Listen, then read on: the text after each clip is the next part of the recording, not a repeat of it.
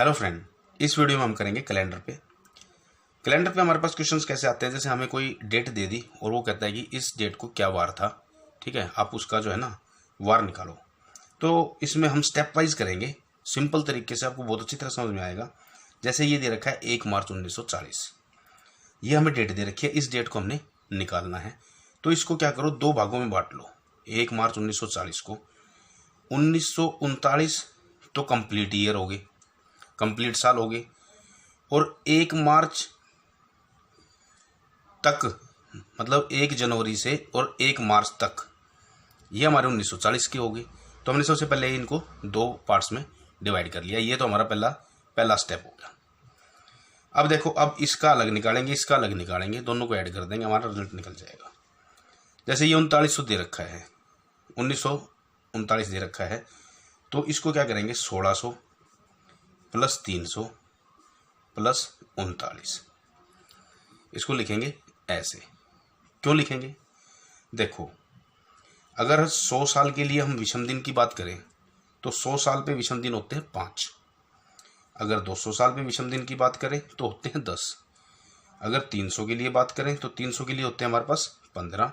और अगर 400 की बात करें तो 400 पे होते हैं हमारे पास कितने, 0, कोई नहीं होता।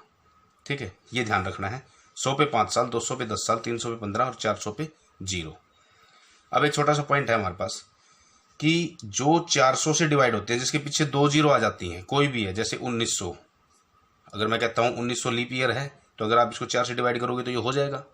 लेकिन 1900 जो है हमारे पास वो लीप ईयर नहीं है, क्योंकि ये डिवाइड होगा 400 से, फिर ये 4 19 से डिवाइड होता नहीं है। ठीक है, तो 100 लीप ईयर नहीं है, 200 भी लीप ईयर नहीं है, 300 भी लीप ईयर नहीं है, 400 लीप ईयर है, इसलिए उसमें विषम दिन हो जाते हैं हमारे 0। इसी तरह 500 में 5 हो जाएंगे, 700 में 10 और 800 में 700 में जो है कितने हो जाएंगे, 15 और 800 में 0। इसी तरह 1600 में हमारे पास विषम दिन हो गए 0। 300 में हमने निकाल लिए 15। अब रह गए ये 39, इनका निकालना है। देखो, सिंपल सी बात है, ये पता भी होगा आपको, 1 साल में एक जो है हमारे पास क्या होता है, विषम दिन होता है।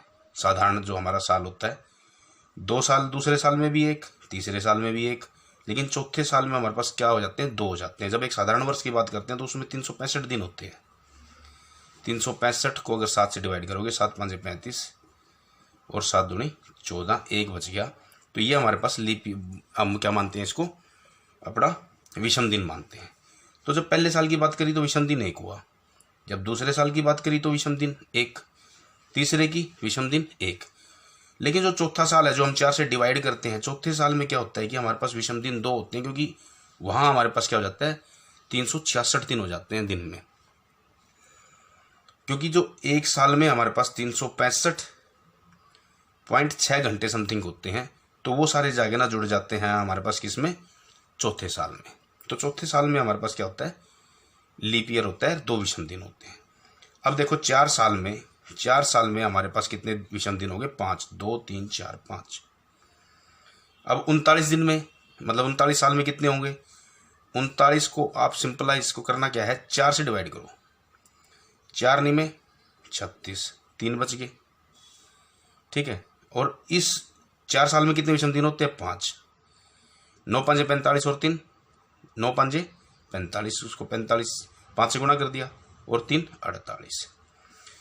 तो यहाँ हमारे पास 39 साल में कितने विषम दिन आ गए, 48।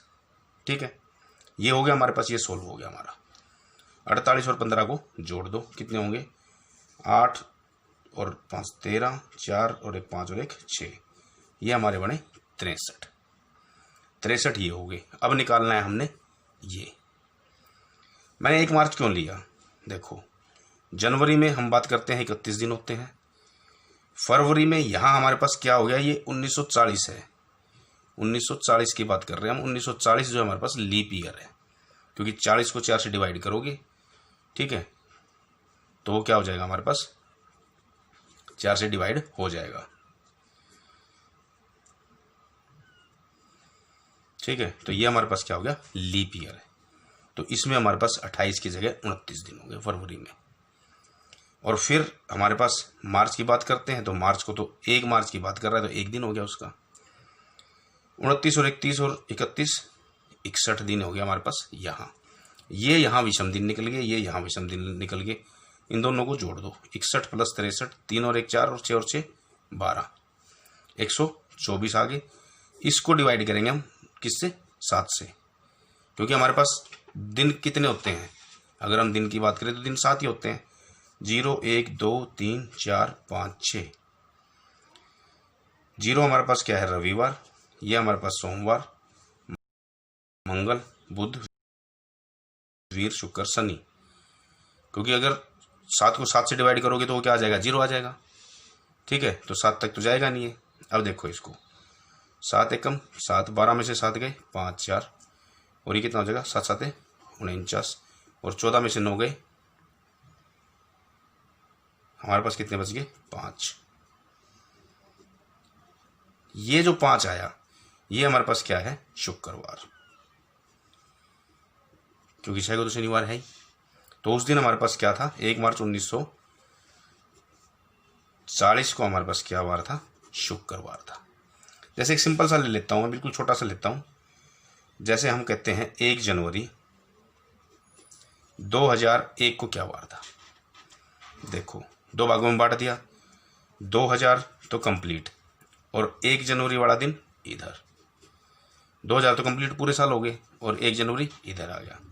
अब 2000 को करेंगे हम, तो 2000 का क्या भाई? 400, 800, 1600, 2000, इनका तो 0 ही है, तो ये तो 0 हो गया। रह गया 1 जनवरी। 1 जनवरी का मतलब 1 दिन, यानी कि 1 ही विषम दिन, तो उस दिन क्या हो जाएगा? सोमवार। 1 को हमने क्या माना था? सोमवार ही माना था ना भाई। 0 संडे मान के चलना है आपने। संडे वाले दिन कोई पेमेंट नहीं मिलती, 0 होता है। ठीक है, 0 से शुरू करेंगे, संडे है। तो फ्रेंड्स, ये कैलेंडर का क्वेश्चन था। आई होप आपको समझ आया होगा। अगर आपको ये वीडियो अच्छी लगी है तो प्लीज़ इसको लाइक कीजिए, शेयर कीजिए, और अगर आप मेरे साथ जुड़े रहना चाहते हैं, इसी तरह की और वीडियोस देखना चाहते हैं, तो प्लीज़ चैनल को सब्सक्राइब जरूर करें।